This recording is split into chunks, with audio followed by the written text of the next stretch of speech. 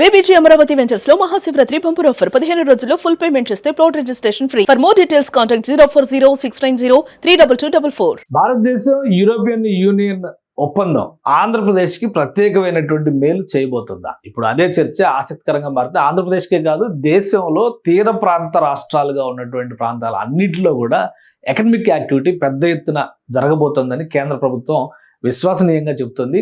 మరీ ముఖ్యంగా ఆంధ్రప్రదేశ్ లాంటి గ్రోయింగ్ స్టేట్, అంటే అగ్రికల్చర్ బేస్డ్ అగ్రో ఎకానమీ ఉన్నటువంటి రాష్ట్రంలో ఇప్పుడు ఒక అపారమైనటువంటి ఎగుమతుల అవకాశాలు వస్తున్నాయని చెప్పని కేంద్ర ప్రభుత్వం చెబుతుంది. ఆర్థిక నిపుణులు కూడా దీన్ని భరోసాగా చెబుతున్నటువంటి పరిస్థితి ఉంది. నిజానికి ఆంధ్రప్రదేశ్కి ఆ దిశలో ఉన్నటువంటి అవకాశాలు ఒకసారి విశ్లేషించేటువంటి ప్రయత్నం చేద్దాం. ముందు నుంచి కూడా కూటమి ప్రభుత్వం అధికారంలోకి వచ్చినప్పటి నుంచి కూడా ఆంధ్రప్రదేశ్లో ఒక ప్రత్యేకమైనటువంటి అంశాన్ని ప్రకటిస్తూ ఉన్నాయి. ఉత్పాదకత పెంచే దిశగా ఇటు అగ్రికల్చర్ ని బ్యాలెన్స్ చేస్తూనే ఇండస్ట్రియలైజేషన్ ని తీర ప్రాంతంలో దాదాపు 1053 కిలోమీటర్ల మేర ఆంధ్రప్రదేశ్ కి భారీ తీర ప్రాంత రేఖ ఉంది. దాదాపుగా 500 టూరిజం హబ్స్ ని ఈ తీర ప్రాంతంలో డెవలప్ చేయడంతో పాటు ప్రధానమైనటువంటి ఓడరేవుల్ని కూడా విస్తరించాలనేటువంటి ఆలోచనతో రాష్ట్ర ప్రభుత్వం ఉంది. దీనికి కూటమి ప్రభుత్వం కాబట్టి డబుల్ ఇంజిన్ సర్కార్ సహకరిస్తుంది. అదే తరహాలో ఇప్పుడు EU భారత్ మధ్య జరిగినటువంటి ఒప్పందం ఫలితంగా ఆంధ్రప్రదేశ్ కి ప్రధానంగా 4 రంగాల్లో పెద్ద ఎత్తున ప్రయోజనం కలగబోతున్నట్టుగా కేంద్ర ప్రభుత్వం చెబుతుంది. ఈ 4 రంగాలు ఏంటి ఒకసారి చూద్దాం.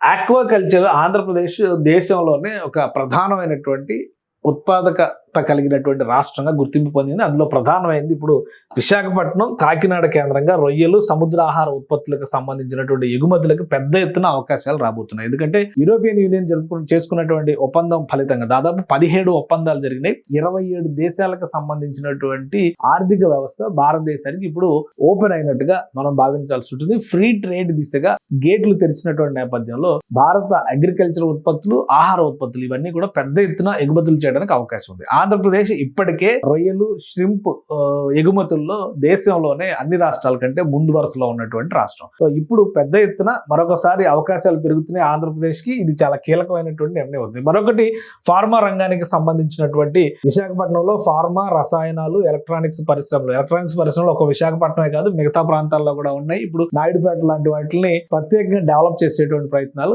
ఆంధ్రప్రదేశ్ ప్రభుత్వం చేస్తుంది. కాబట్టి ఈ రెండు ఫార్మా, రసాయనాలు, ఎలక్ట్రానిక్స్ వీటికి సంబంధించినటువంటి దిగుమతి సుంకాలు 0 అయిపోతున్నాయి. అంటే అక్కడ నుంచి కావాల్సినటువంటి వస్తువుల్ని ఇక్కడికి దిగుమతి చేసుకోవాలంటే కనుక 0% అయిపోతున్నాయి. కాబట్టి ఫినిష్డ్ ప్రోడక్ట్స్ పెద్ద ఎత్తున తయారు చేయడానికి అవకాశం ఉంటుంది. అంటే మెడిసిన్స్ ని వాటిని ఎక్స్పోర్ట్ చేయడానికి పెద్ద ఎత్తున ఆంధ్రప్రదేశ్కి అవకాశం రాబోతుంది. ఇక తీర ప్రాంతంలో ఉన్నటువంటివన్నీ కూడా ఇప్పుడు కొత్తగా నిర్మించబోతున్నటువంటి పోర్ట్లు, నిర్మించబోతున్నటువంటి హార్బర్లు ఇవన్నీ కూడా పెద్ద ఎత్తున ఎకనామిక్ యాక్టివిటీకి కేంద్ర స్థానాలు అవుతాయి. వీటితో పాటు ఎగుమతి ఆధారిత పరిశ్రమల ద్వారా తీర ప్రాంతంలో వృద్ధి, ఉపాధి రంగం, ప్రాసెసింగ్ రంగానికి పెద్ద ఎత్తున ఫుడ్ ప్రాసెసింగ్ పైన కూడా ఆంధ్రప్రదేశ్ కి పెద్ద ఎత్తున అవకాశాలు వచ్చేటువంటి ఛాన్సెస్ ఉన్నాయి. మొత్తం మీద గ్లోబల్ ఎకానమీలో 1/3 అంటే 4 ఒక వంతు చూపించేటువంటి ఎకానమీ ఇది. 25% ప్రజల కంటే దాదాపుగా 200 కోట్ల మంది ప్రజానేకానికి ఈ ఒప్పందం వలన మేలు జరగబోతుందని చెప్పని 2 భాగస్వామ్య పక్షాలు కూడా అనౌన్స్ చేసినాయి. ఈ నేపథ్యంలో ఎక్కడికక్కడ ఏ రాష్ట్రానికి ఆ రాష్ట్రం ఇప్పుడు కొత్త ప్రణాళికల్ని సిద్ధం చేసుకునే దిశగా అడుగులు వేస్తున్నాయి. సో ఆంధ్రప్రదేశ్కి తీర ప్రాంతం ఉండడం అనేది పెద్ద ఎత్తున కలిసి వచ్చేటువంటి అంశం అవుతుంది. EU ఒప్పందం ఫలితంగా దశల వారీగా మినహాయింపులు, సడలింపులు చేయడం ద్వారా, పన్నులు, దిగుమతి సుంకాలకి మినహాయింపులు చేయడం ద్వారా ఆర్థిక వ్యవస్థని మరింత విస్తరించడానికి అవకాశం కలగబోతుందని ఆర్థిక నిపుణులు చెబుతున్నారు.